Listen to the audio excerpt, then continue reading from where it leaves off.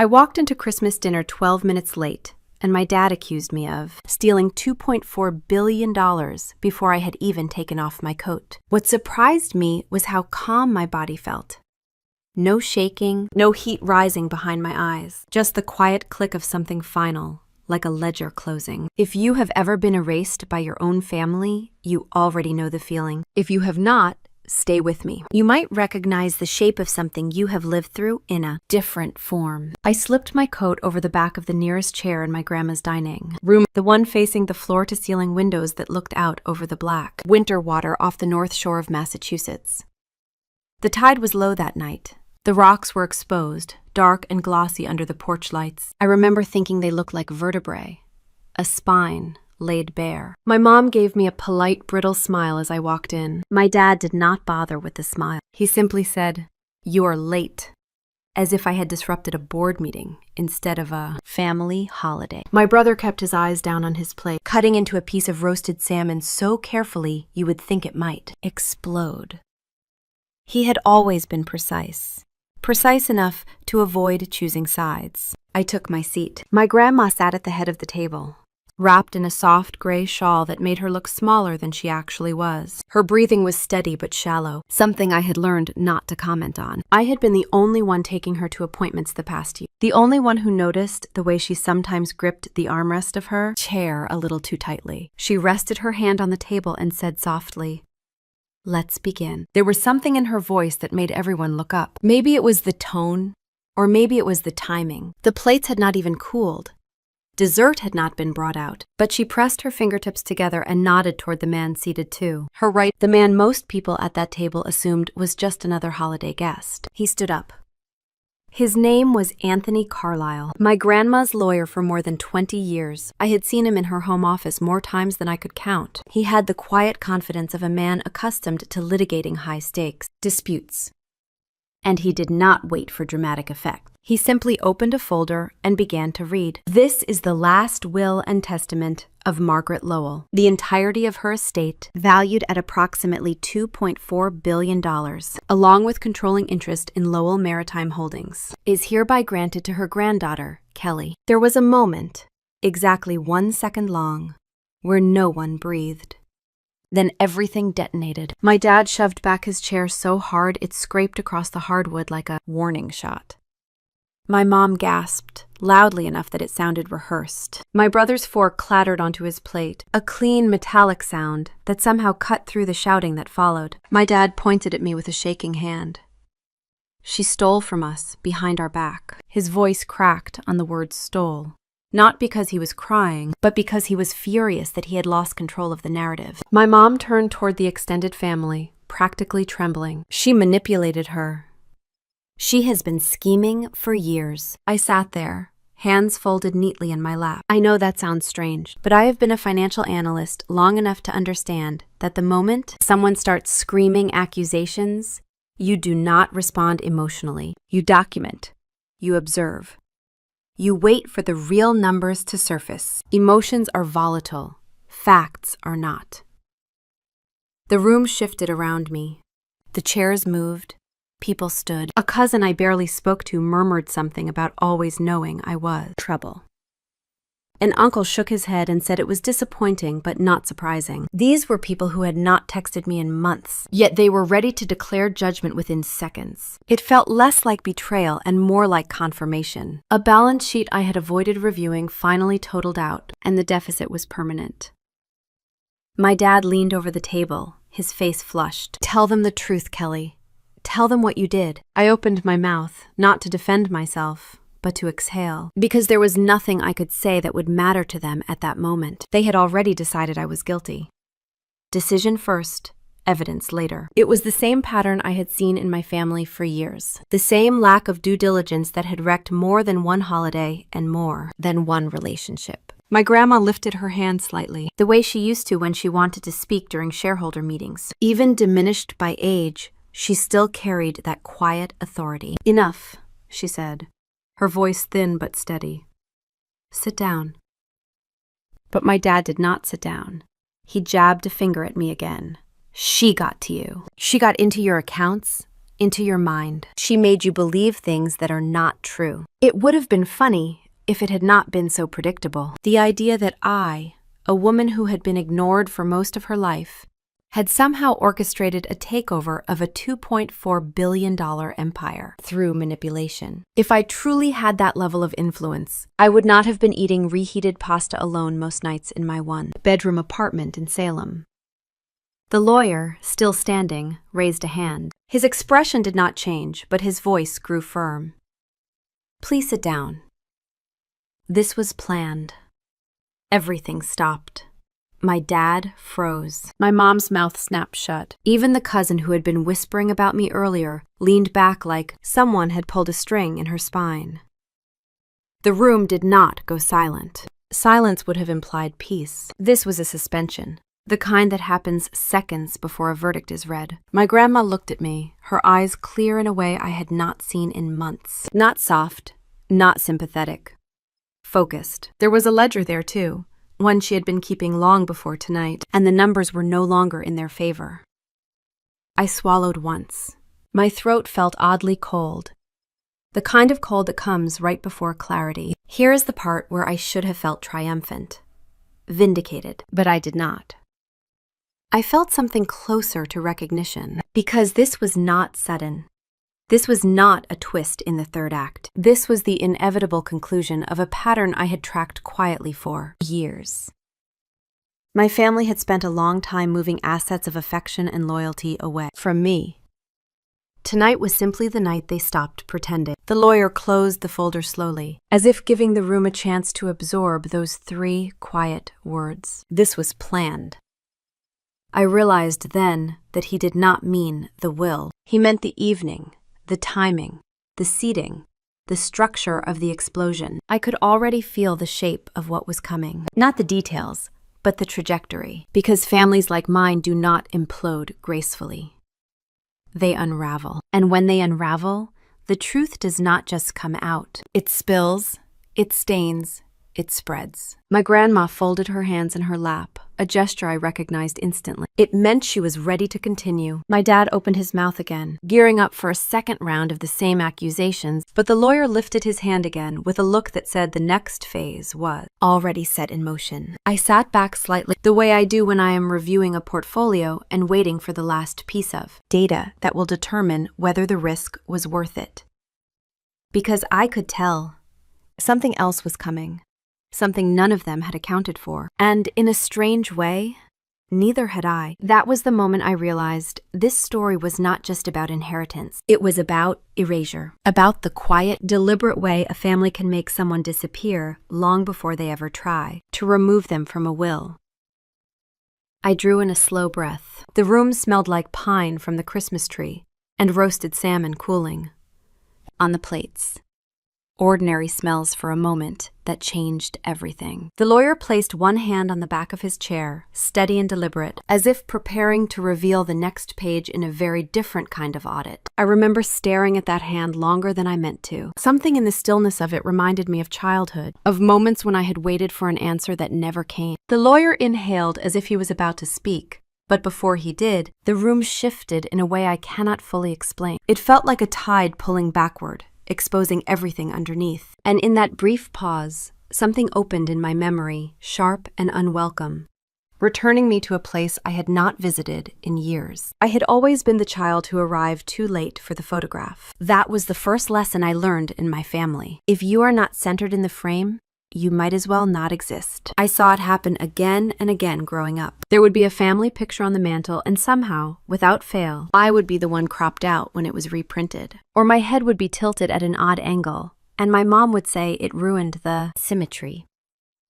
Or the story of the day that photo was taken would later be told in a way that made it clear my presence had been incidental. When I turned 8, I brought home a ribbon from a regional math competition. I placed second. My dad stared at the ribbon the way he stared at meaningless figures on a, quote, budget sheet. Then he asked where the first place winner was from. I told him Andover. He nodded once and said that made sense. I remember standing in the kitchen holding that ribbon like it had suddenly become a receipt for something no one wanted to buy. Years later, in high school, I made the honor roll every semester. My mom hung my brother's football photos in the hallway, but mine were stored in a box beneath the guest bed. Not maliciously, not dramatically, just quietly, as if she could not decide whether they mattered. That pattern follows you. Even when you grow up, earn a degree, rent your own apartment, and build a career analyzing other people's value, you carry the early impression that your own value is negotiable. I had learned to live with it, or rather, learn to step around it the way you step around a loose tile on the floor. You know where it is. You know not to put your weight on it. What I did not know was how thoroughly my grandma had noticed. In the year leading up to that Christmas dinner, I had been visiting her every Sunday afternoon at her home office overlooking the inlet. The house was far too large for her, but she refused to move. She said the water helped her think. I believed her. She had the mind of someone who could sit very still and see patterns most people missed. My role in those visits was simple. Help with her emails, sort mail, organize legal documents, make tea. Nothing dramatic, nothing important in the way my family defined importance. It was, however, the only time I felt seen without effort. One Sunday in late September, around 3 p.m, I sat beside her while she scanned a contract. Her reading glasses rested low on her nose and she tapped the margin with a pen. Lightly, in a rhythm I recognized as concentration, she asked without looking up. "Does your dad know you are here this often?" Remember answering carefully. "He knows I visit you, but I do not think he keeps." She nodded and paused. She did not elaborate. She rarely did, but her silence was rarely empty. It usually meant she was marking something internally, the way she would mark an erroneous figure in a balance sheet. She always noticed the patterns long before she said them out loud. Another sentence, I found her sitting at her desk, staring at a stack of envelopes that had not been opened. I asked if everything was all right. She gestured toward the letters. "Read me the ones from the board. I want to know what they are saying about the September numbers." So I opened them one by one, reading summaries aloud. She closed her eyes while listening, as if processing each detail against a dataset she already had in her mind. When I finished, she said in that soft, even tone she often used with me, "You see the discrepancies?" I hesitated. Then I did what I always do. I analyzed it. There are inconsistencies in the expense reports. Something is bleeding out on the operation side. "Good," she said. "You see it?" I almost laughed because it felt like a math teacher validating a student for catching a misplaced decimal. But there was something else beneath her voice, something heavier. "What do you think caused it?" she asked. I explained my theory, cautious not to overstep. She listened with her eyes focused on some point past my shoulder. When I finished, she rested her hand on the desk. "That is what I thought too." She did not say more, and I did not press her. I had learned long ago that she preferred letting people reveal themselves over time. She respected the natural pace of truth. By late autumn, our Sundays had settled into a ritual. I arrived around 2. I brewed tea, usually chamomile or Earl Grey. I sorted mail into 3 neat piles. She opened envelopes in slow, deliberate motions. Sometimes she asked me to read a paragraph aloud. Sometimes she asked questions that felt disconnected until much later. One afternoon she asked, "Do you ever feel overlooked?"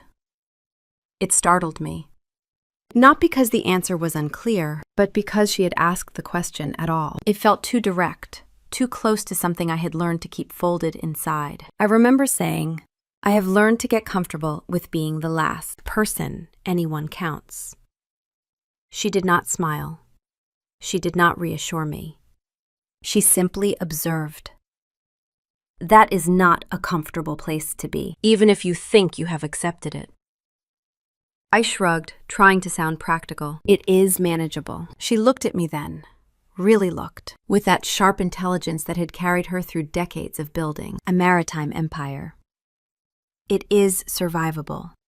That is different. Her words stayed with me for days. Maybe because no one in my family had ever acknowledged that survival and belonging were 2 different currencies. Now, sitting at her dining table on Christmas night, with the weight of the will announcement still vibrating through the room, I realized those Sunday afternoons had been something else entirely. There had been an audit, a quiet, meticulous audit of character, loyalty, and truth. My dad stood stiffly across the table, jaw locked tight, as if holding himself together by sheer will. My mom's hands kept fluttering to her necklace, a nervous habit she had passed to me. My brother sat frozen, eyes darting between them and the lawyer. The lawyer began to shift the folder in his hands, preparing to continue. But the pause, long and heavy, pulled me deeper into another memory. I was 12 the day I discovered the missing photo. It had been taken during a family trip to Maine. We had stood on the pier near Portland Head Light. My dad had asked a stranger to take our picture. I was excited because the lighthouse looked like it came from a postcard. When the photo was printed and framed, I noticed immediately that the version on the wall did not match my memory. My brother stood on the left.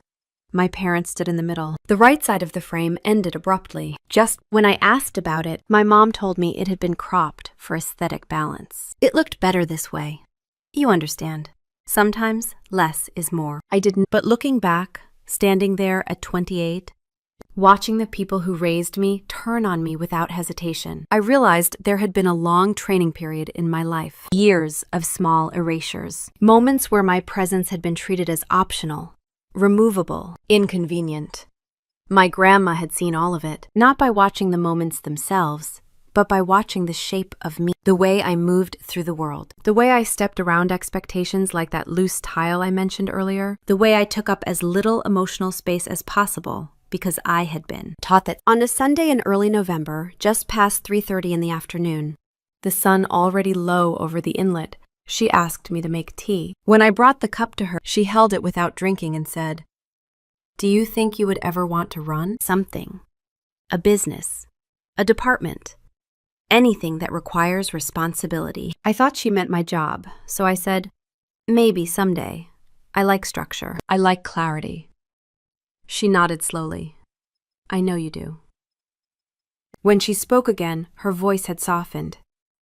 "Clarity is expensive. Most people are not willing to pay for it." I had no idea then what she was preparing me for. The air in the dining room grew tighter now, the kind of tension that fills a room before a storm breaks. The lawyer finally spoke, his tone measured. "There is additional information that needs to be reviewed." My dad clenched his fists. My mom's eyes widened. My brother looked down again, shoulders tense. My grandma leaned back in her chair, her breathing controlled. Her gaze flicked to me for just half a second, long enough for me to understand the truth I had missed for years. She had been watching everything. Not to judge me, not to test me, to assess the truth of the people around me. She had seen the imbalance in our family long before any camera recorded it. She had seen who withdrew and who deposited, who counted and who erased. She had known the numbers were skewed. I felt a strange steadiness settle in me. Not confidence, not triumph, something quieter, something like the first clean row of figures after weeks of reconciling a messy account. She saw everything. She always had. And now, finally, the rest of them were about to see it too. The lawyer opened the folder again, and the next page caught the light. I inhaled, preparing for whatever came next. But before he spoke, my grandma's eyes opened fully, clear and steady, as if she had been waiting for this exact moment. The lawyer nodded once, almost imperceptibly, then lifted a document so neatly that it felt ceremonial. He said, "Before we proceed, I need to remind everyone of the consent forms signed in early 2020 regarding security upgrades to this property." My dad reacted instantly, a sharp inhale followed by a brittle laugh that did not belong in a dining room. "We never agreed to anything invasive. We signed for cameras at the entrances, not surveillance." The lawyer did not flinch. He placed the document on the table, turning it so that my dad could see it clearly. "This is your signature. You signed acknowledging expanded coverage for internal monitoring systems for safety purposes. The language is clear." My dad leaned forward, squinting at the page as if the text would rearrange itself to support his outrage. "That is misleading. This is not what we agreed to. I want this stopped right now." The lawyer remained still, hands loosely resting at his sides. "You may disagree with the interpretation, but the legal standing is sound. The footage is admissible for estate review and family proceedings." My mom shot up from her chair so quickly that the silverware rattled. "You cannot show videos without our permission. This is a violation. We will contest this. We will sue." The lawyer spoke evenly. "You are welcome to pursue any legal action after tonight, but nothing being shown violates the consent agreements signed in 2020. Mrs. Lowell retained full rights as the property owner." My dad opened his mouth again, but my grandma lifted a hand. That small gesture was enough. He shut his mouth, though the anger did not leave his face. His jaw tightened. His fists clenched against the tablecloth. If he could have shredded the paper with willpower alone, he would have. The lawyer pressed a button on a small remote I had not noticed before. The television mounted on the wall near the doorway flickered to life. The family shifted, chairs scraping, voices quieting in jagged murmurs. Then the first video began to play. It was a recording from inside the kitchen, dated January 15th, 2021, 12:48 in the afternoon. The timestamp glowed at the bottom of the screen like an accusation all its own. My dad stood near the island, arms crossed. My mom leaned against the counter holding a mug of coffee. Their expressions were familiar, the expressions they used when they believed they were speaking safely behind closed doors. My dad said we need to phase her out. My mom nodded slowly. "I know, but we have to be careful. She notices things." He shook his head, dismissing it. "She notices the wrong things. She is emotional, soft. If we create enough distance, she will eventually walk away on her own." My mom lowered her voice, but the microphone caught every word with crystalline clarity. "People forget the ones who stay quiet. Let her fade. Let them forget she exists." Someone gasped in the dining room. It might have been my aunt. Or maybe it was one of my cousins. My brother sat very still, shoulders rigid, as if he had been dropped into a body he did not know how to operate. I watched the footage without moving, without blinking. Hearing those words spoken so plainly felt like reviewing a year's worth of financial statements and discovering that the discrepancy you suspected was not accidental. It had been engineered. Not suddenly, systematic. My dad in the recording exhaled, shaking his head in frustration. "She is in the way. She always has been. Once Mom is gone, we will restructure everything. She will not be part of the plan." My mom touched his arm lightly. "We just need to keep her at a distance until then." The video ended. The room did not make a sound for several seconds, not even the sound of breathing. It felt like the entire dining room had dropped into negative space, suspended between denial and realization. I was not sure what expression my face held. Probably nothing. I had learned long ago how to keep my internal calculations private. It is a skill you develop when you grow up, measuring every reaction to avoid being labeled dramatic or sensitive or too much. But inside, something aligned. A clean line. A balancing entry. The numbers that had not made sense for years suddenly resolved themselves. My dad recovered first. He slammed his palm against the table hard enough that the wine glasses trembled. "This is ridiculous. Completely taken out of context. I was frustrated. That is all." My mom stepped forward, her voice cracking. "We never meant any harm. You know how families talk.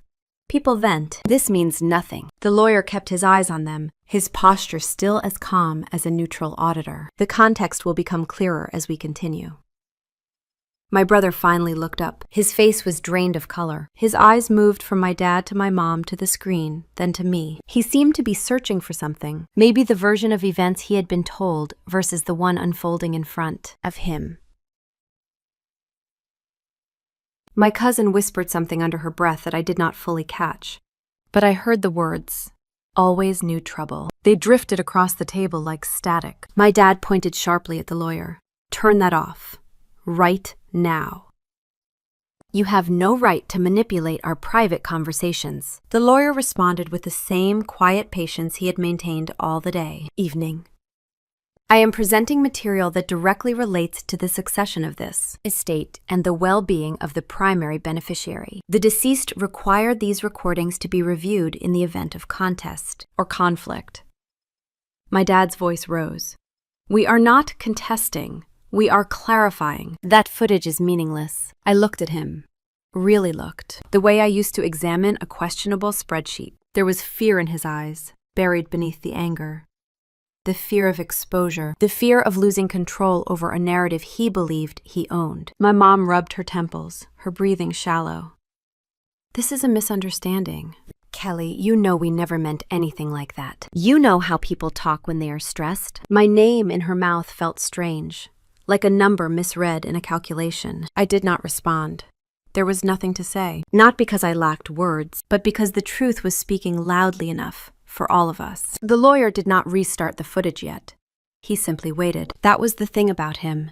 He knew when a moment needed space. He understood tension the way a good financial analyst understands market fluctuations. You cannot rush a revelation. You let it land. I sat back slightly, hands still calm in my lap. I was aware of my heartbeat, steady and even. I should have felt shaken, angry, humiliated.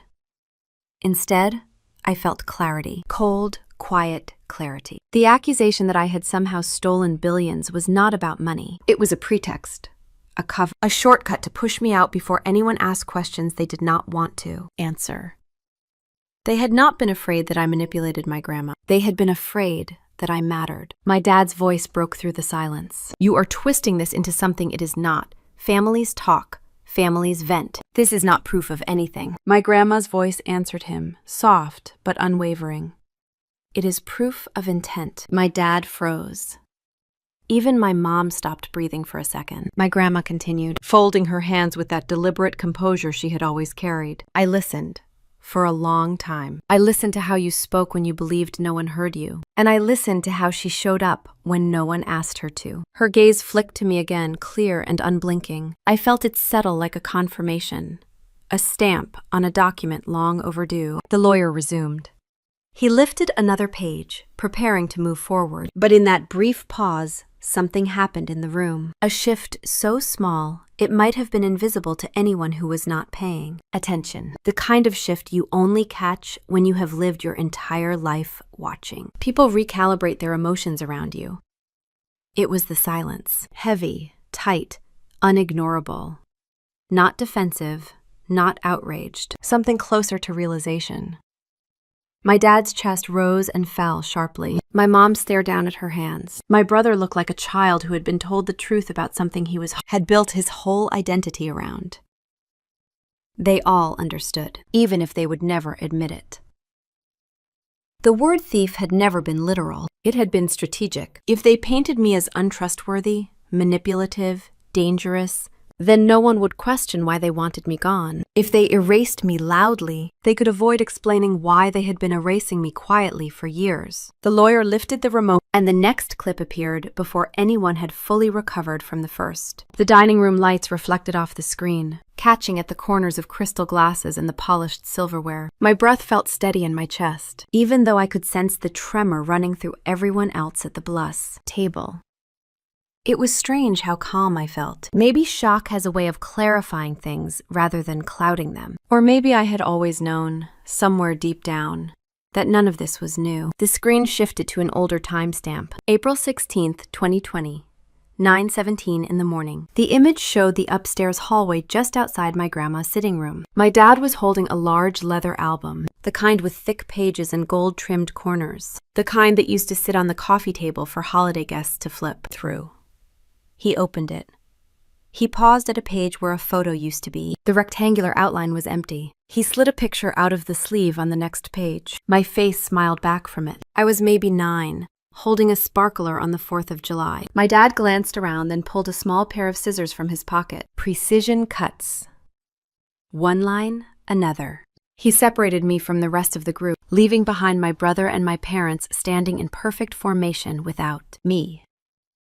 My stomach did not drop. It did not twist. Instead, I felt a cold acceptance move through me. Watching it now, I realized that the erasure had begun far earlier than the accusations tonight. They had been editing me out of family history long before they tried to do it, legally.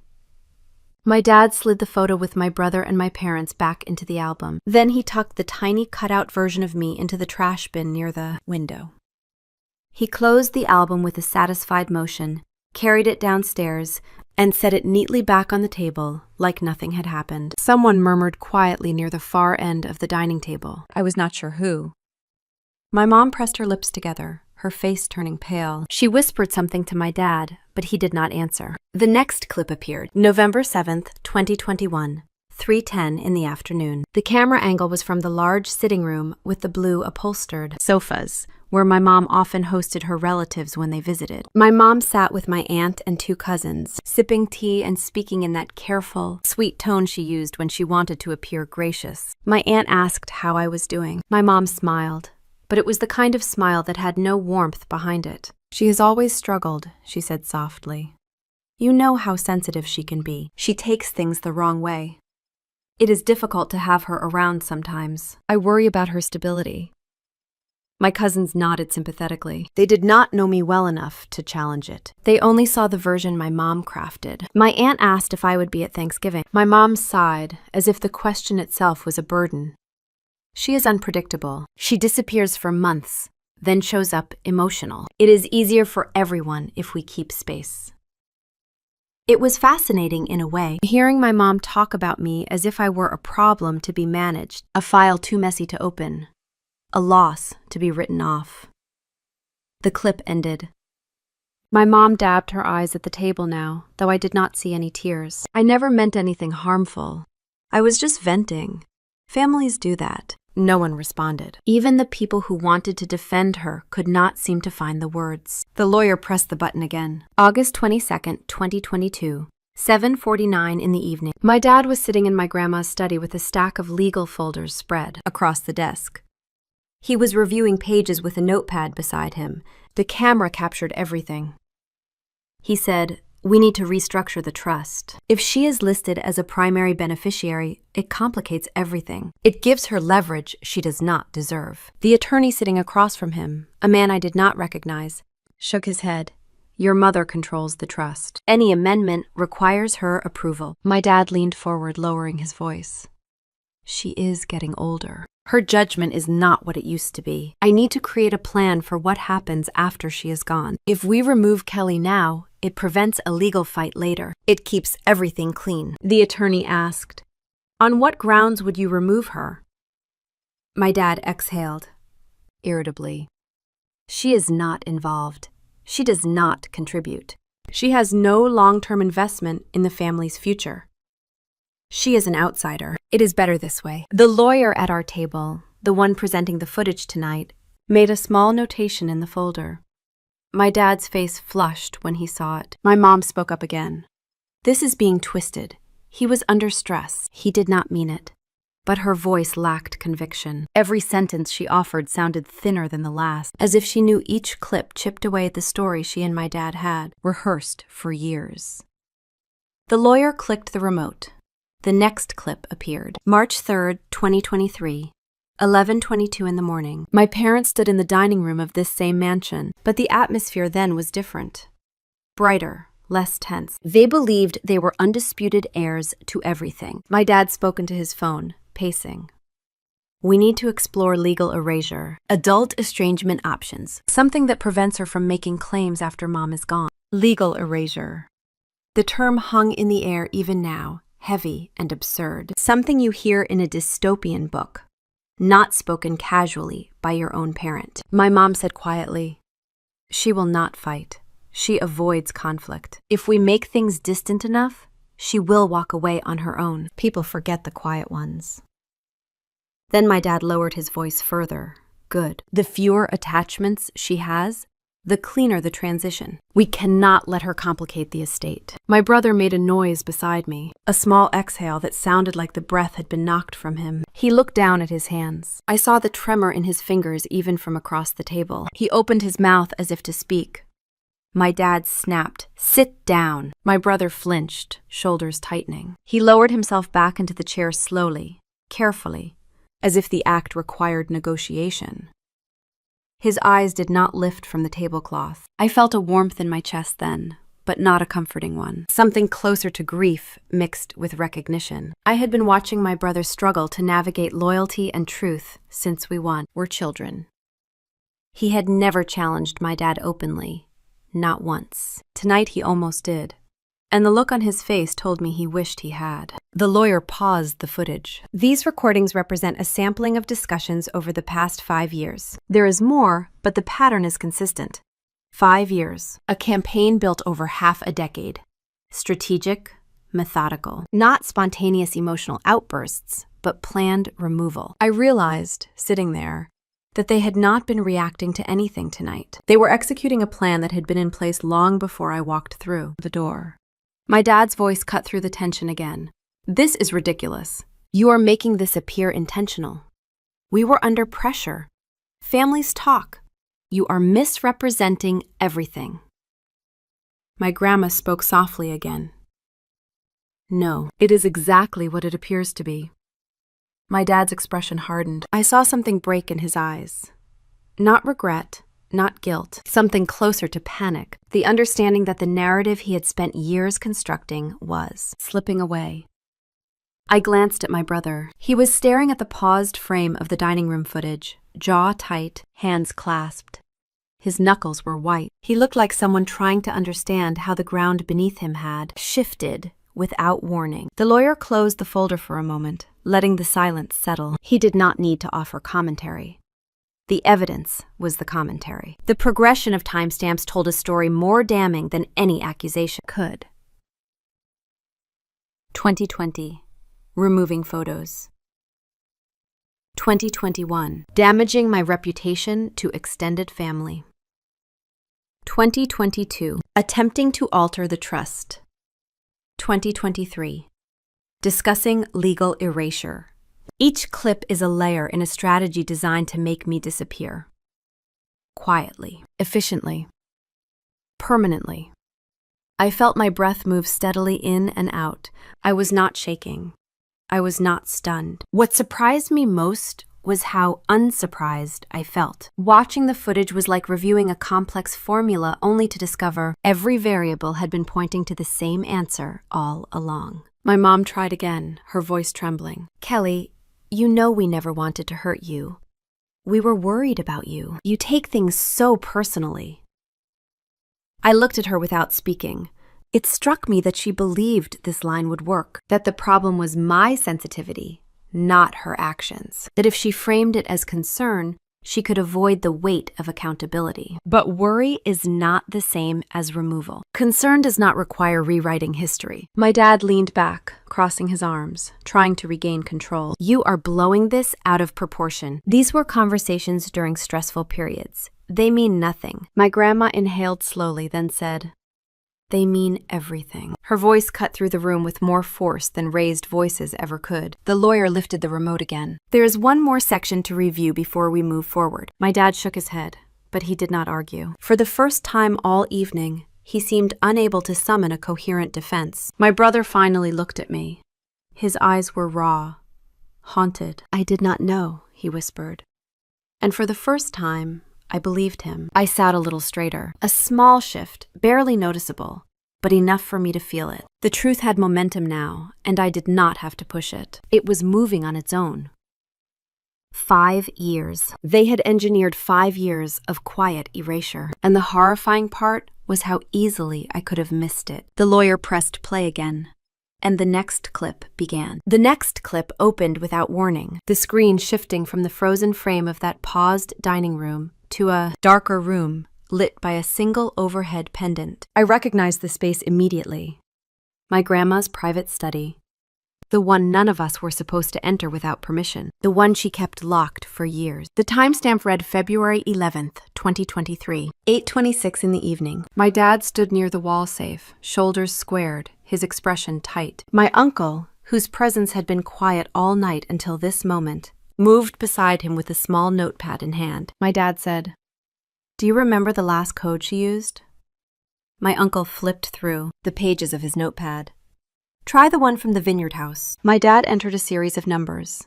The safe beeped, then clicked open. My breath caught in my throat. Inside were velvet boxes, jewelry wrapped carefully in soft cloth, and the unmistakable glint of gold.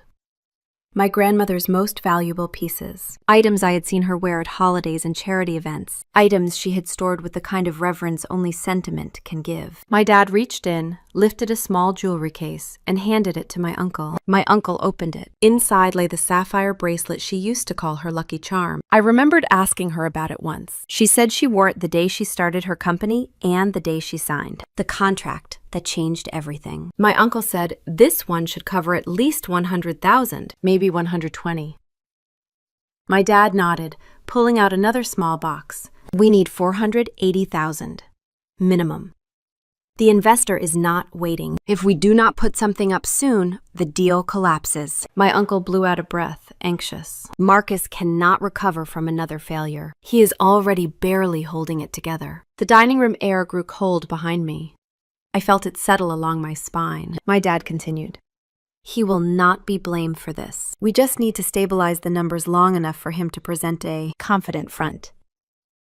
After that, we find a buyer, my uncle said. And if anyone notices the jewelry is missing, my dad did not look concerned. They will assume Kelly took it.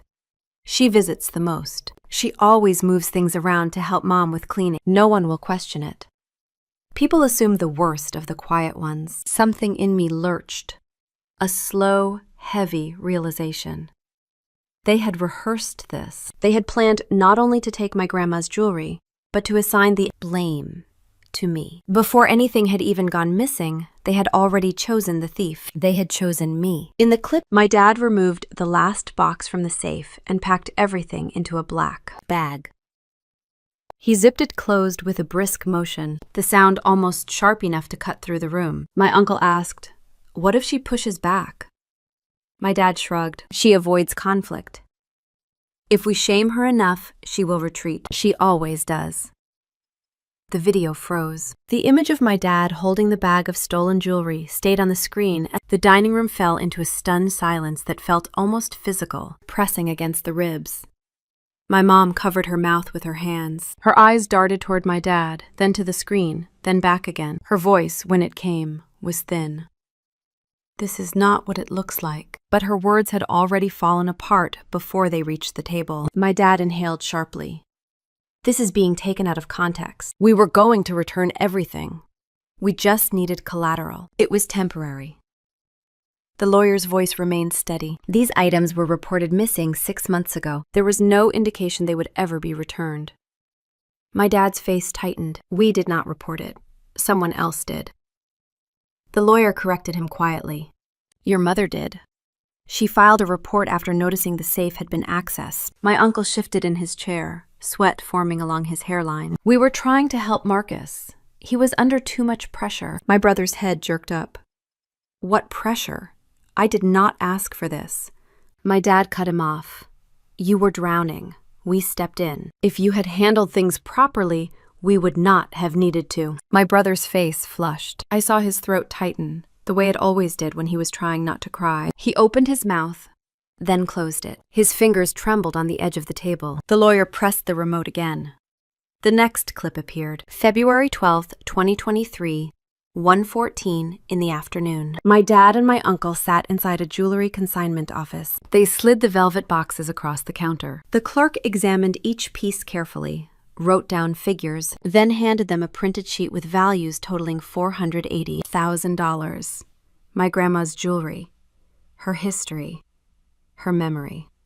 All signed away for cash in under 10 minutes. The clerk said, "Do you want wire transfer or bank check?" My dad answered, without hesitation. Wire, faster. My uncle added, "Make it to North Harbor Investment Partners." The name struck me like an object thrown hard. My brother's failed venture, the one he had been trying desperately to resurrect, the one that had drained him emotionally for over a year. My brother whispered, "I did not know. I swear I did not know about this." His voice cracked. He tried to hide it, but it cracked anyway. The video shifted again. February 14th, 2023, 9:30 in the morning. My dad was on the phone in his office. He said, "She will never find out. The timing works. If anyone questions it, we tell them she had access. She was helping around the house. She must have moved something. People assume the quiet ones misplace things. The footage paused, and suddenly everything in the room felt off balance. Like the air was too thin. Like the edges of the table were sharper than they should be. Like the world had tilted, but no one had decided to acknowledge it. My brother pushed his chair back slightly, his breath uneven. He covered his face with his hands, pressing his palms hard into his eyes as if he were trying to erase the room. He said quietly, "I thought you were mad at me. I thought the coldness was about me failing again. I did not know they were doing this." My dad snapped. "Stop acting like a victim. You benefited too. You just did not have the courage to admit it." The lawyer turned toward my brother. "There is no evidence your brother participated in this." My dad scoffed. He knew. He had to know. My brother lifted his head sharply. I did not. "You kept everything from me. You always did." My dad's jaw tightened. "Because you are weak. Because you break under pressure. Because you cannot handle responsibility." My brother's breath hitched. "I did not ask for any of this. I did not want the company. I did not want the investment. I never wanted you to fix my mistakes." My mom tried to step in. "This is not helping. We should discuss this later." But denial lost its power the moment the footage began. 6 months.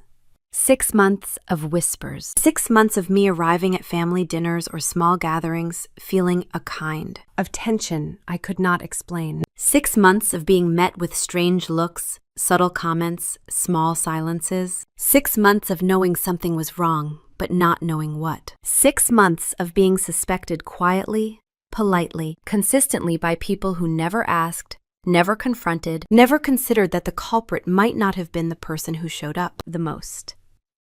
I had been the designated thief long before the jewelry disappeared. They only needed the right theft to make it official. I looked at my brother again. His shoulders shook once, then again, not dramatically, more like the beginning of a fracture. Then he spoke. "I should have said something earlier. I should have asked why everyone was avoiding you." My dad glared. "Keep your mouth shut. Do not make this worse."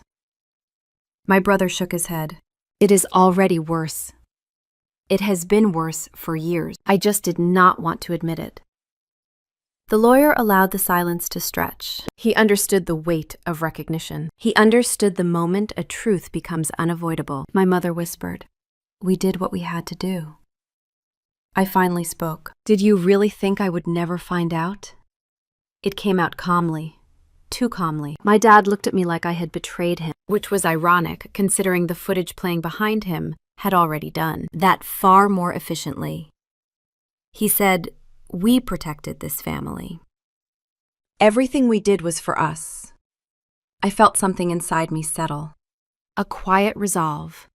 A ledger finally balanced. The lawyer folded his hands. "That concludes the sequence regarding the missing jewelry. The events and My uncle exhaled shakily. My mom sat down, staring at the table as if she could force it to swallow her whole. My dad looked everywhere except at the screen. My brother wiped his face once, quickly, as if ashamed of the tears. But he did not hide anymore.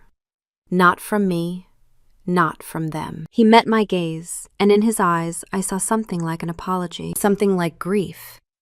And underneath it, something like freedom. The truth had finally become louder than the fear, and for the first time all evening, I felt the room preparing to shift again. The dining room had settled into a silence so tight it felt like a sealed vault. My brother was still breathing unevenly beside me, my mom staring straight ahead, as if the tablecloth held answers she could memorize, and my dad gripping the arms of his chair with the tension of someone prepared to deny oxygen itself if it suited his argument. The lawyer closed the laptop halfway, not dismissing it, just creating enough pause for the next wave. And then the movement happened. 3 people at the far end of the table stood at once. I recognized them instantly, though I had never seen them in this house before tonight. Members of the board. My grandma's board. The board that she had built carefully over 4 decades, choosing people who valued integrity more than proximity. People who did not say yes for convenience. People she trusted. One of them, a tall man with silver hair and a precise way of holding himself, stepped forward. His name was Howard Fletcher, Chief Financial Officer of Lowell Technologies, and one of the longest-standing members of the board. He folded his hands in front of him, and although his tone remained respectful, the weight behind it was unmistakable. He said, "Before we continue, we need to address another matter relevant to the estate and to the future of the company." My dad stiffened. "This is not the place for corporate issues. We are dealing with family business." Howard looked at him calmly. "The distinction no longer exists. Your actions at home affected the company. Your actions at the company affected your family. These matters intersect completely." My dad's face reddened. "I am the acting chief executive officer. You do not speak above me." Howard remained composed. "You are the acting chief executive officer. That distinction matters." Another board member, a woman named Ruth with a sharp, quietly intelligent expression, placed a folder on the table and opened it. "The board has completed a 2-year audit covering financial activity from 2019 through 2024. The findings require immediate disclosure." My dad pushed back his chair. "Absolutely not. You cannot present private board material in front of non-members," Howard responded. "Per emergency protocol, we can, and we must." He turned slightly, addressing the room. "The company has experienced irregularities totaling $3.9 million over the last 5 years.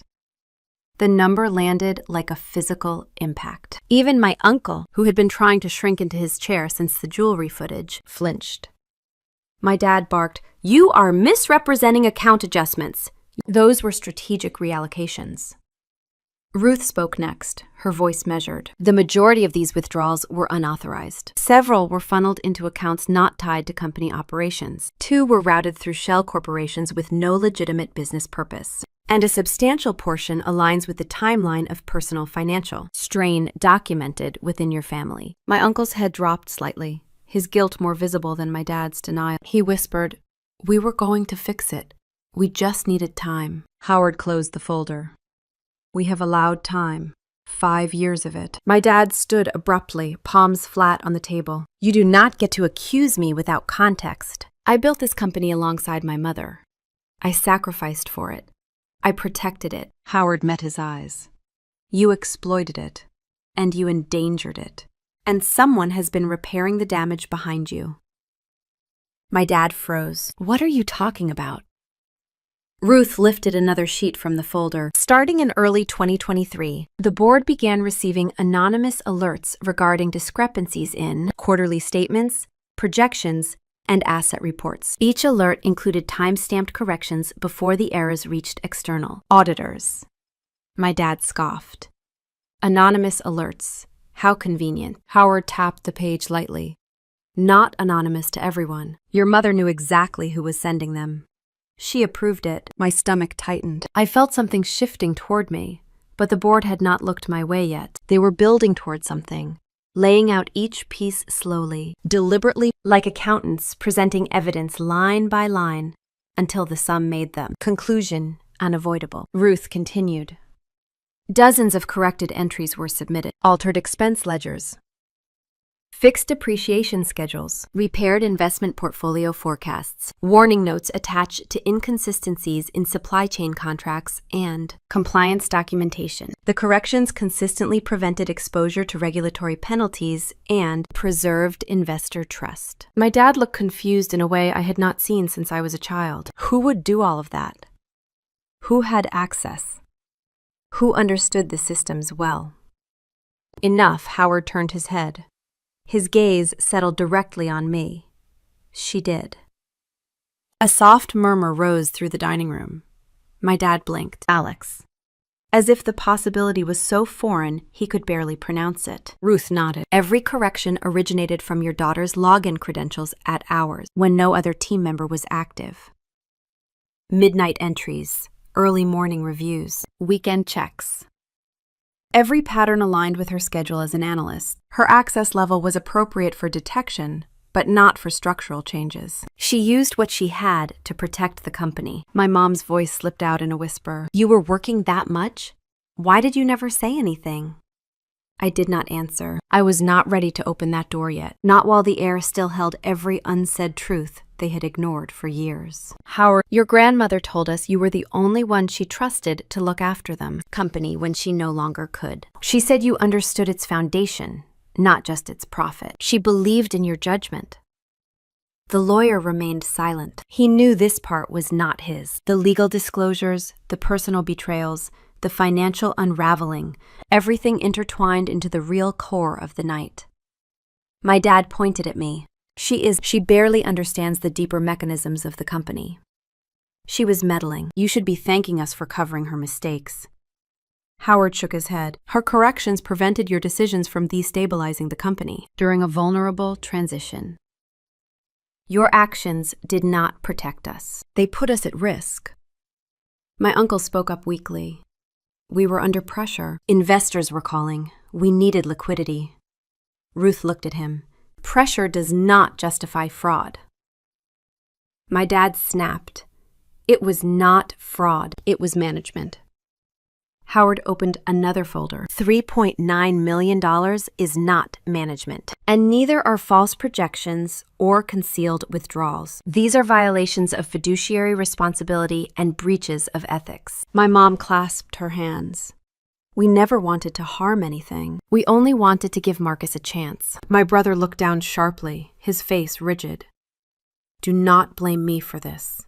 Do not use me as the excuse. The board members exchanged a glance. Something quiet passed between them. An unspoken decision, Howard said. In reviewing the audit trail, we found a pattern. Every time a discrepancy appeared, it was corrected within 24 hours. Every time a report was misaligned, the revised version came from the same place. Every time you risked the company's integrity, she intervened. His eyes met mine again. You have been protecting what your family was trying to destroy. The words struck deeper than I expected, not because they surprised me, but because they finally acknowledged what I had been doing in silence for years. Late nights alone in my apartment, recalculating projections, quiet warnings written into margins that no one read, choosing accuracy over credit, stability over recognition, doing it because the company mattered to my grandma, because it had been her life's work long before it was anyone else's. My dad's face shifted from denial to something harsher. She did this to undermine me. She sabotaged us, Howard replied. Then why were every one of her corrections in your favor? If she wanted to harm you, why did she save you from exposure each time? My dad opened his mouth, but no words came. My mom whispered to Kelly, "Why did you never tell us? You did all of that alone." I finally spoke, because it was not for you, it was for her. The room seemed to inhale. Even the lawyer looked up, his expression softened. I continued, "This company mattered to her. It was her legacy. And someone had to make sure it survived the decisions you were making in the dark." My dad sneered. "You think you understand legacy. You think you know what it takes to run a company. You do not have the strength for leadership," Howard said. "Strength is not the issue. Integrity is." The board member named Ruth spoke again. "All of your mother's concerns were documented. She anticipated tonight would escalate. She instructed us to remain present in case her estate was threatened by misrepresentation." My dad's posture stiffened again. "This is a family matter. You have no authority to intervene," Howard corrected him quietly. "We have full authority. Your mother's shares transferred into trust the moment she passed. Your position is no longer secure." My uncle sank deeper into his chair. My mom's breath grew unsteady. My dad's jaw clenched so hard I could see the strain from across the table. My brother whispered, "This is falling apart." But he was wrong. It was not falling apart.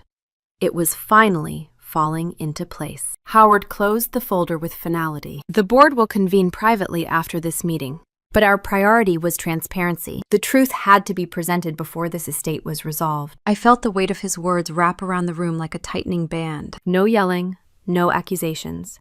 Just the truth, delivered plainly, professionally, undeniably. The lawyer reopened his laptop. "There is one more segment before we proceed to the final disclosures." My dad muttered, "Enough of this."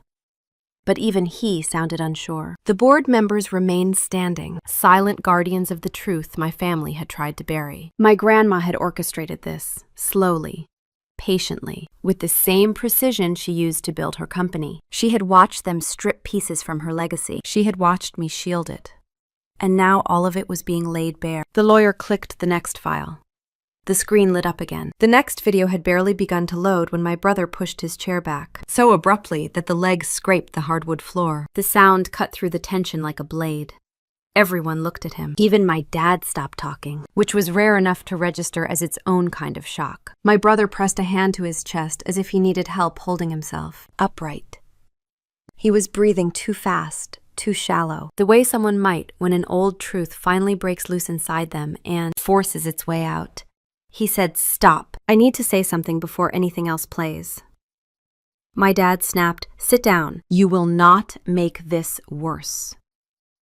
My brother flinched at the tone, but did not sit. "I cannot breathe, Dad. I cannot keep pretending." My mom reached out toward him. "Julian, honey, you are overwhelmed. Please sit. We can talk privately." He took a small step back, just enough that her hand missed his sleeve. "That is the problem, Mom. Everything in this family happens privately, quietly, behind people's backs. Nothing is real unless it benefits you and Dad. Everything else gets buried." My dad pointed at him. "You are talking nonsense. This is not your place." He looked at me then, and something in his expression cracked open. There was guilt, exhaustion, and something deeper I had never seen in him before. I realized he had been holding his breath for years. He said, "No, this is exactly my place. I have been part of this since I was a kid, even when I did not understand it, and I cannot carry it anymore." My dad's voice sharpened. "Julian." But my brother continued, louder now, as if he had finally found the volume he needed to speak his own truth. "All my life I was told I was the heir, the one who mattered, the one Grandma would trust, the one who would take over the company, carry the name, fix everything. But no one ever asked me if I wanted any of it." My mom tried again. "Your father worked hard so you could have a future." My brother gave a small, bitter laugh. "No, Mom. He worked hard to make sure I replaced her." He suddenly gestured toward me. A few heads turned, others froze. He said, "I know what you did. I know how you tried to rewrite this family. You acted like I was the center of everything, but it was just your way of erasing her. You made me part of that, even when I was a kid and had no idea what you were doing." My dad stood up now, voice rising. "That is not true. You were chosen because you were capable, because you listened, because you respected the family." My brother's voice broke at the edges. "I thought that was what families did." He wiped a trembling hand across his face and drew a breath that sounded painful. "I thought the pressure was normal. I thought panic attacks meant I was weak. I thought the way I could not sleep before quarterly reviews was because I was failing you. I did not know it was because I was living inside a role I was never meant to play." My mom whispered, "Julian, please stop this." He shook his head. "No, Mom, not this time. I have watched her be pushed aside since we were little. I watched you cut her out of photos. I heard the comments you made when you thought she was gone. I watched you blame her for everything that went wrong. And I stayed quiet because I was afraid of disappointing you. I stayed quiet because you always told me that loyalty meant silence." His eyes filled then, and he turned fully toward me. "I am sorry. I should have said something years ago. I should have stood up for you. I should have told you I saw everything, even when I tried to pretend I didn't." I swallowed hard, my throat tight. Of all the things I had expected that night, my brother standing between me and the rest of the family was not one of them. He reached into his coat pocket then, pulling out a small flash drive. His hand shook as he placed it on the table in front of the lawyer. He said, "I have something else, something I kept because I was too scared to show it to anyone." My dad's face drained. "Julian, what did you do?" My brother did not look at him. "I saved copies of Dad's emails. The ones where he talked about shifting funds. The ones where he discussed moving assets into off-record accounts. The ones where he told Uncle Noah the board would never notice if they adjusted the quarterly entries before audits." A stunned silence fell over the room. He continued, At first I told myself I saved them because I wanted to protect Dad. That maybe there was context I did not understand. But really I saved them because a part of me knew this was going to break one day. And I thought if someone needed proof, I should have it. My dad moved around the table toward him. Hand that over. You have no idea what you are meddling with. My brother stepped back. No, Dad, I am not handing it to you. I am handing it to them because they deserve the truth. And she deserves the truth. And Grandma deserved better than what you turned her company into. The lawyer reached forward and retrieved the flash drive carefully, as if it might burn through the table. He placed it beside his laptop and nodded once at my brother. My mom covered her mouth with both hands. Her eyes were wide, her face ashen. She whispered, "What has happened to you?" My brother looked at her with a sadness that felt older than either of us. Nothing happened to me, Mom. I just finally stopped pretending. My dad glared at him. You are betraying your own family. My brother's voice steadied. No, I am refusing to participate in a lie. He turned to me again. I know this does not fix everything. I know it does not erase how alone you were. But I am here now, and I am not sitting down. For a moment, no one breathed. The air felt thick, suspended, waiting for something to snap. Then my mom's shoulders collapsed inward. The sound she made was not loud, not dramatic. It was a soft, broken exhale, like someone realizing their entire world had been built on ground that was already cracking. She sank back into her chair, covering her face. My dad tried to catch her arm, but she pulled away. Please, do not touch me. Not now. It was the first time I had ever heard her say no to him. My uncle muttered something under his breath and stood, pacing in a tight circle before dropping back into his seat. Someone at the far end of the table murmured nervously. A cousin whispered, wide-eyed, asking if any of this was really happening. The board members looked on with silent, grave focus. And through it all, my brother stood beside me, shoulders squared, chest rising and falling in uneven breaths. But he stayed. This was not the boy they groomed. This was not the heir they tried to build. This was my brother, the one I had always hoped still existed beneath the weight they put on him. I finally spoke, my voice quiet. Thank you. He nodded, swallowing hard. I should have done it sooner. Behind us, my dad hissed, "You are throwing your life away." My brother did not turn around. Maybe, but at least it is mine now. The room spiraled into chaos then. My mom is crying softly. My dad demanded explanations. My uncle was arguing with someone across the table. Whispered accusations, confusion, fear, grief. Every suppressed emotion that had lived in this family for years erupted at once. But in the middle of it, my brother stood steady. For the first time, he was not holding his breath. And for the first time, I felt something like air move through my own lungs. The lawyer lifted the flash drive again, confirming its importance without words. The board leaned in. The night was not finished, not by a long stretch, but the axis had shifted.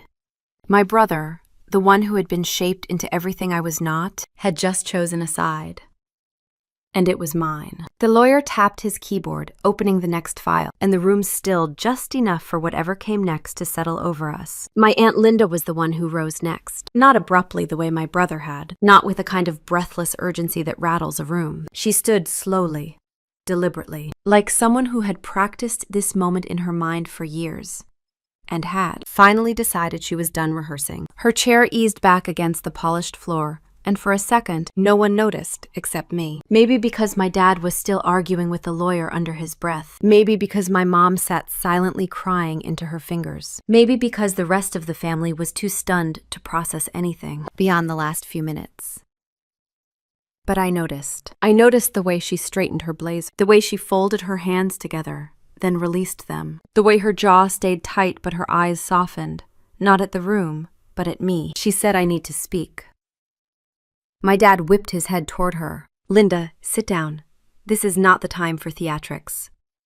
She did not move. Theatrics is what you do, not me. The room stilled again, in that brittle way where every piece of air tilts toward one person. My aunt had always stayed quiet around my dad, not out of respect, but out of survival. Seeing her push back now was like watching a supporting beam shift in a house, revealing all the strain it had held for decades. She said I should have spoken earlier, years earlier, but I was a coward, and I am not proud of it. My mom lowered her hand slightly, eyes swollen, mascara blurred. Linda, please, not tonight.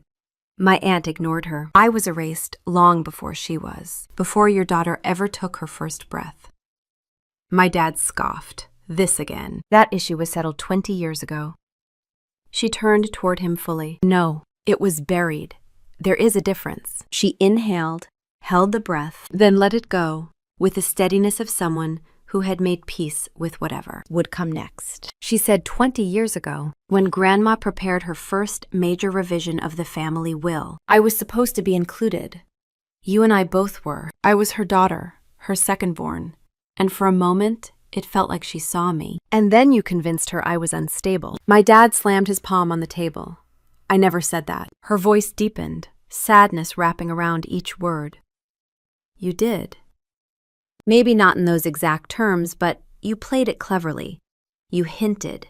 You suggested I could not handle responsibility. You reminded her of my postpartum depression. You used my weakest moments to argue I was a liability. My mom whispered I did not know that. My aunt's eyes flicked to her. You did. You just did not want to deal with it. My mom looked down at her lap. My aunt continued. I was cut out quietly. No announcement. No explanation. I only found out because the lawyer at the time mistakenly sent me a copy. When I confronted Grandma, she said she trusted you. She said she was doing what was best for the family. And I lost more that day than money. I lost my place, my identity, my mother's trust. She paused, her breath trembling now. And I blamed your daughter for it, not because she had anything to do with it, but because bitterness needs a place to land. And she was the easiest target. She was too quiet, too polite, too willing to let everyone else take up space. I felt something shift in my chest. Not forgiveness, not yet, but recognition. My aunt looked directly at me. I am sorry, truly. I took out 20 years of resentment on someone who had never harmed me. I see that now. I have seen it for years. I just did not have the courage to admit it. For the first time since Christmas dinner had begun, my grandma lifted her hand for silence. Her fingers were thin, fragile, marked with veins and time. But when she raised that hand, the entire room went still. Even my dad stopped speaking. She looked at my aunt with a sadness that seemed older than both of them. I made a grave mistake. I let my son influence me in ways I should never have allowed. I trusted the wrong person. My dad let out a dry laugh. So now I am the villain. How convenient. My grandma did not even turn toward him. Villains are not born. They are revealed. He opened his mouth, but the look she gave him was enough to silence him. She continued. Linda, I am sorry for what I did to you. You were not unstable. You were overwhelmed. You were a young mother who needed support. And instead, you were punished for being human. My aunt's lips parted as though she might respond, but emotion closed her throat. My grandma nodded toward the lawyer. Bring me the amendment. My dad lunged forward.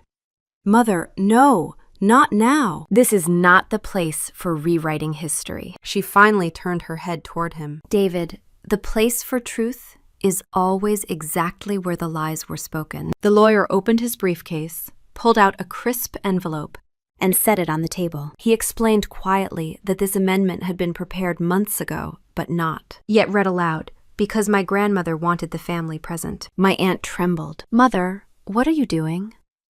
My grandma leaned slightly toward her, correcting something I should have corrected 20 years ago. She looked at the lawyer again.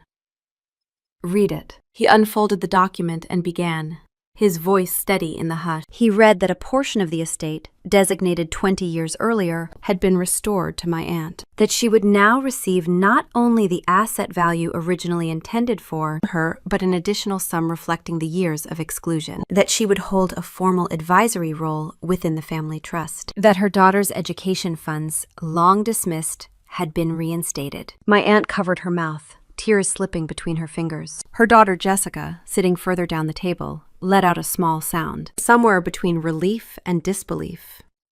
My dad exhaled sharply. So that is it. You are rewriting the entire family structure in one night. My grandma looked at him with a look so tired and so disappointed it made something deep in me ache. I am not rewriting anything. I am acknowledging what was already true and what you worked tirelessly to hide. He shook his head, voice shaking with restrained fury. You are letting emotions take over. This is not rational. A faint smile ghosted across her face. For someone who spent years insisting I was losing my judgment, you seem very upset that I have finally regained it. A few people around the table shifted uncomfortably. My aunt lowered her hands, wiping her cheeks. Mother, I do not want to take anything away from anyone. I just wanted acknowledgement. My grandma's expression softened. You are not taking anything. You are receiving what was yours all along. Then her gaze moved across the table and found mine. Her voice changed then, not louder, but clearer.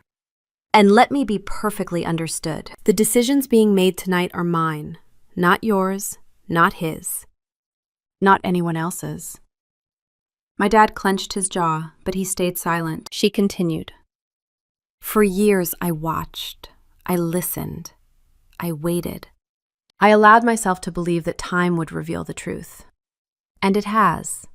Every action you took, every whisper, every alteration of the trust, every quiet cruelty, every framed accusation has brought us here.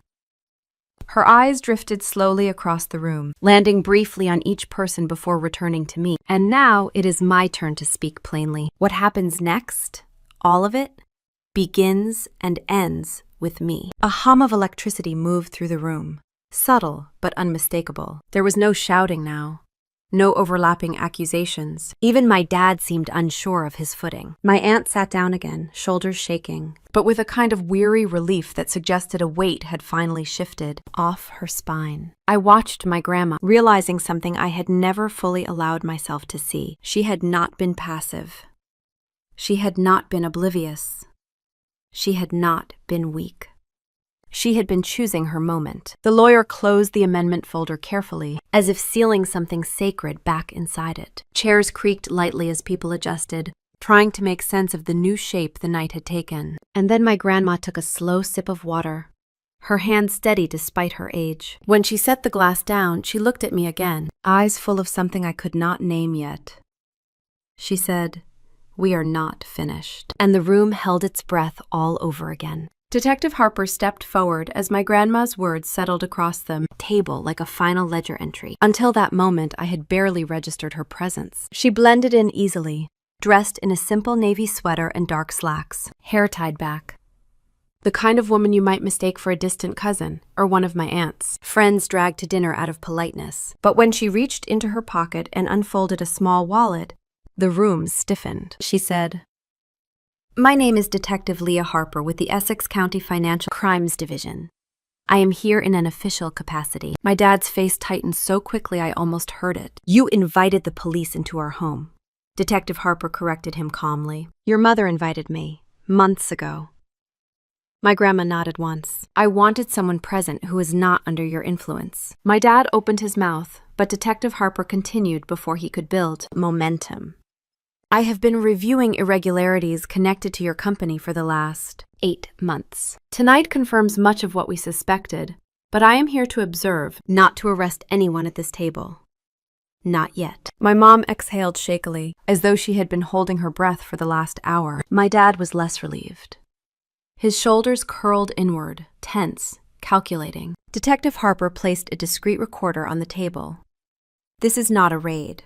This is documentation. Nothing more. But moving forward, there will be interviews, subpoenas, a full audit." She turned her eyes toward my Uncle Noah. "And you will both need legal representation soon." My uncle muttered insecurities under his breath, something about misinterpretation, but she didn't respond. She was not here to comfort or negotiate. She simply logged reality the way a financial analyst logs transactions. Quiet, precise, unemotional.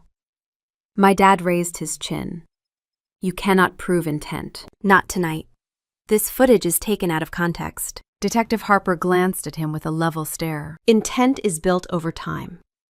You have provided years of context. A subtle murmur rippled through the table. My brother lowered himself back into his chair. My aunt held her daughter's hand. Somewhere behind me, a chair creaked, nerves settling into place, like dust after a collapse. Detective Harper looked around. I will be coordinating with the board for a full review. That includes all financial documents, records of transfers, and communications between any executives involved. Her attention shifted to me next, and I will speak with you privately within the next week. Your involvement appears to be corrective rather than participatory. I nodded, unsure how to respond. I had not expected to become part of an investigation, but in some strange way, it felt inevitable. Numbers do not lie. They only wait. My grandma's voice wove through the room again, steady and thin. Thank you, detective. That will be all for tonight. The detective gave a small nod, closed her recorder, and stepped back to the wall, resuming her quiet observation. The lawyer cleared his throat softly and adjusted his glasses. There is one more matter we must address before the family disperses. The board has made a provisional recommendation. I felt my stomach lift slightly, as if the ground under me shifted again. He looked at me. You have been acting in the company's best interest for years without credit or authority. Because of that, the board is prepared to offer you a 6-month interim CEO position. During that time, leadership decisions will be evaluated, and at the end of the term, a permanent appointment will be made. My breath caught. Not dramatically. Just enough that the air felt heavier going in. My brother looked at me with a stunned but proud expression, as if a door had opened in a hallway neither of us knew existed. My mom covered her lips with trembling fingers. She is too young. The lawyer responded before I could.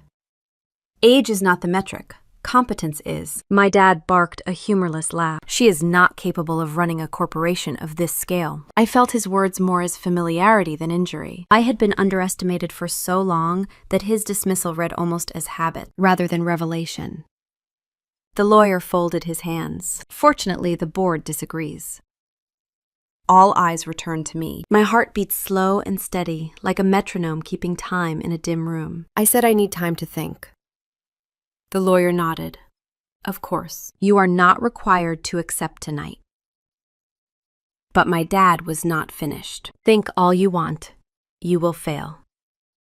You do not understand the pressure, the responsibility, the expectations. For once, his words did not make my pulse rise. Instead, there was a quiet recognition deep inside me. Every sentence he'd ever spoken through my childhood, my teenage years, even my adult life had been some variation of that theme. Doubt dressed as guidance, control disguised as expertise. I looked at him fully. I have been cleaning up your mistakes for years without anyone knowing. I think I understand pressure just fine. His face went still, not with anger, but shock, as though he finally realized I had been awake the entire time he assumed I was sleeping. My mom spoke next, voice brittle. Honey, your dad has sacrificed so much. He was only trying to protect the company and our family. I steadied my breath. Protecting something means preserving it, not siphoning from it. She flinched, the truth landing gently but firmly. My uncle leaned forward, jabbing a finger in my direction. This is a family matter. Outsiders should not get a say. Detective Harper lifted her eyebrows slightly from her place against the wall. Financial crimes are rarely just a family matter. My uncle's mouth snapped shut. I turned back to my dad and mom. For the first time in my life, I did not feel like I was standing at the child's end of the table. I felt like someone speaking from her own ground, not borrowed from them. I said, I am not here to punish you. I am not going to scream or accuse you of anything, but I will no longer carry the weight of your decisions. My dad blinked. Meaning what? To my own surprise, the words came easier than I expected. Meaning you will answer to investigators without me. Meaning I will not shield you from the consequences. Meaning if I choose to take the CEO position, I will not consider your preferences or your legacy. And meaning if you want a relationship with me in the future, it will not be built on silence or fear. My mom whispered, "We are your parents."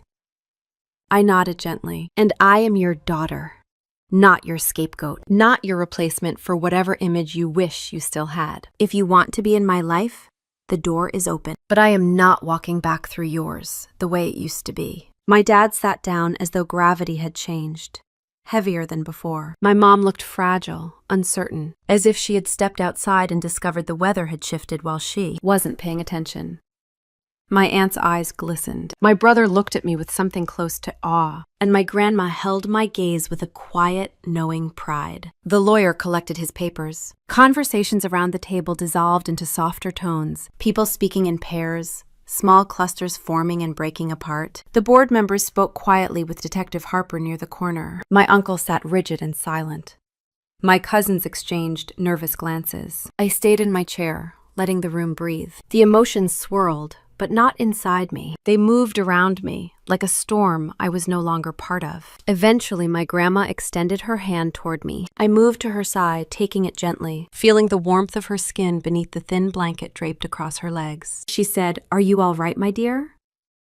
I answered honestly, "I do not know." She smiled softly, the way someone does when they already understand the truth you cannot yet articulate. "It is enough that you are here." I nodded, steadying myself, feeling the shape of the night settle into place. There were consequences ahead. Investigations, decisions, shifts in power and family and future. But for the first time, none of it felt like revenge. It felt like accounting. Every entry is finally balanced. Every hidden cost was finally brought to light. Someone cleared the dinner plates quietly. Chairs scraped across the floor as people rose. The lights in the dining room dimmed slightly as the house adjusted to the late hour. I stayed beside my grandma, holding her hand, letting the silence form a bridge between what had been revealed and what still waited. The lawyer approached gently. "There is one more document to review when you are ready." I nodded, not yet standing. "In a moment." He stepped away, giving me space. And as the voices around the room softened into scattered threads, I looked at my dad and mom one more time. I did not feel anger. I did not feel triumph, only clarity. There would be fallout. There would be an inquiry. There would be choices I had yet to make, but the account had finally opened in my name, and nothing would ever return to the way it was. I spent the next year learning how to breathe in air that finally belonged to me. It happened slowly, and then all at once. The way seasons shift in Massachusetts. One morning you wake up and realize the ice on the trees has thinned, the light has changed, and something in you has changed with it. The company stabilized faster than anyone predicted. Maybe because the board no longer had to work around my dad's decisions. Maybe because the employee freed. Maybe because I stopped treating myself like an understudy and finally stepped into the part I had been performing in secret for years. I spent those months learning how to lead without breaking myself in half. I asked questions. I analyzed risks. I made mistakes and corrected them. I earned trust, not through pressure, but clarity. There were days I walked into the corner office and felt like a child wearing someone else's coat. There were other days I looked out over the harbor through the tall windows and felt my brother carved out his own path too. He walked away from the business world entirely, declined every role the board tried to offer him, and moved into a small art studio in Salem. He sent me photos sometimes, half-finished canvas pieces, colors I never knew he carried inside him. He said painting made him feel like he could breathe without permission. I understood that better than he knew. We did not talk about our parents often, not because we were pretending they had not existed in the shape they was once held, but because the distance was no longer painful. It was simply reality, like a column on an old ledger that had finally been written off. They attended mandatory meetings with investigators. They sent a few messages to me here and there, each one softer than the last, each one suspended between apology and hope. I did not ignore them, but I did not return to the silence that once passed for peace. I answered with the boundaries I had built, and over time, they stopped trying to bend them. My aunt flourished too. She joined the advisory board the spring after everything happened. I watched her rediscover parts of herself she had buried years earlier. Sometimes I wondered if I was seeing the woman she might have become if no one had ever tried to erase her.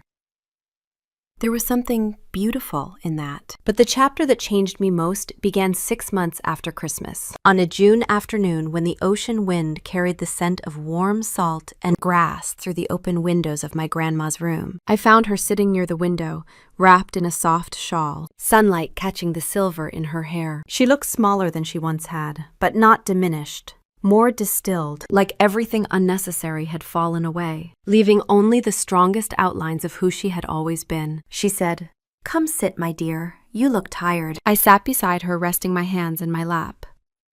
"It is good, tired. But yes, it has been a long week." She smiled, her eyes sharper than her body allowed. "Work will do that. Purpose will do that. But you carry it well." I hesitated. "Are you feeling all right today?" She did not answer quickly. Instead, she gazed out toward the water, where sunlight broke into little pieces across the surface. "I am feeling complete. That is enough." Something inside me tightened. I knew what she was saying, even if she did not say it directly. Her health had been fragile for months. The treatments were gentle, but draining. Some mornings, she could not walk without assistance. But her spirit was steady, anchored by something I could not yet name. She touched my hand. "There is something I want you to know before time slips too far ahead of me." I swallowed the ache rising in my throat. "Anything." She took a slow breath, as though she were searching for a memory she had carried for too long. "When I was a girl, not much older than you were when you first learned what silence felt like, my own parents decided I did not belong.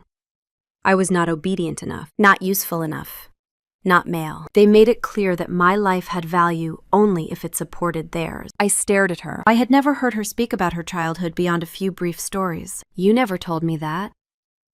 Her smile was faint, but not sad. "Some truths only matter when they reach the right ears." She looked down at her folded hands. "They erased me long before anyone could see it. They spoke over me, ignored my success, blamed me for their disappointments. When I left home at 18, I was not running toward anything. I was escaping a place that refused to see me." She paused, then met my eyes. "When I watched your father raise you, I recognized the pattern. I saw the way he diminished you, the way he withheld praise, the way he spoke your name as though it were an inconvenience, and I knew exactly where he learned it." My breath caught slightly. "You mean from them?" She nodded once. "Erasure travels through families the way some debts do, passed quietly, paid unknowingly. If no one challenges it, it becomes tradition." I felt something twist inside me. Not pain, but recognition. "Why didn't you stop it sooner?" Her voice softened. "Because I thought you were stronger than I had been. And you were. You survived quietly. You learned to read people, to read rooms, to protect yourself in ways I never could. But there came a point when I realized you were not just surviving. You were disappearing inside the silence they expected from you. And I could not watch that happen again." She exhaled slowly. "So I prepared. I documented. I waited. I built a path for you to walk if you ever decided to take it. But you had to choose it yourself. That was important." I felt a warm pressure rise behind my eyes. "You gave me back my life." She shook her head slightly. "No. I simply gave you the truth. You built the rest." We sat together in a quiet that felt like its own language. Outside, the waves rolled and folded, steady as breath. Her hand rested lightly over mine, her skin warm but fragile. A few gulls called overhead. The house creaked softly with the afternoon wind. After a long moment, she said, "Promise me one thing." I leaned closer. "Of course." She smiled, the lines around her mouth deepening with tenderness. "Do not spend your life proving them wrong. Spend it becoming someone you recognize." I nodded, unable to speak. The last time I saw her awake was 3 weeks later. She was resting in the same chair, eyes closed, sunlight touching her face like a blessing. She opened her eyes when she heard me enter. She lifted her hand. I held it. She whispered something I will carry for the rest of my life. She said, "I am not leaving you. I am letting you go." She passed quietly the next morning. No struggle, no fear. Just a gentle exhale, as if she had stepped from one room into another. The memorial was small, the way she wanted. My brother read a poem he had written. My aunt cried openly. Even my parents stood apart from the group, humble in a way I had never seen before. There were no grand speeches, no elaborate praises, just people who loved her, gathered around the truth she had lived. After the service, I walked alone down the path toward the bluff overlooking the ocean. The tide was low. The rocks glistened with salt. The wind brushed against my shoulders as if reminding me of the weight I no longer carried. I looked out at the water and understood something I had not been ready to understand earlier.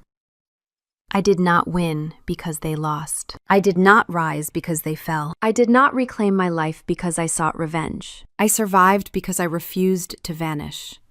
I existed, fully, in the open, without apology, without permission. I walked back up the path feeling lighter, not triumphant, but grounded. This life I had now, this voice, this work, this freedom, it was not built on what they took from me.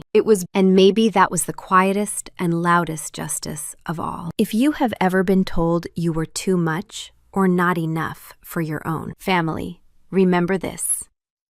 Silence can be power, and truth can be the loudest revenge. Tell me in the comments what integrity means to you and where you are listening from.